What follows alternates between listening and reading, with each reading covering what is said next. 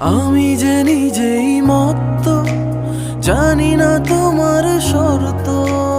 আমি যে নিজেই মত্ত, জানি না তোমার শর্ত।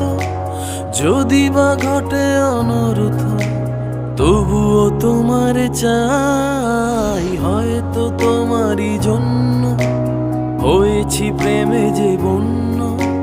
জানি তুমি অনন্য, আশার হাত বাড়াই। যদি কখনো একান্তে চেয়েছি তোমায় জানতে, শুরু থেকে শেষ প্রান্তে ছুটে ছুটে গেছি তাই।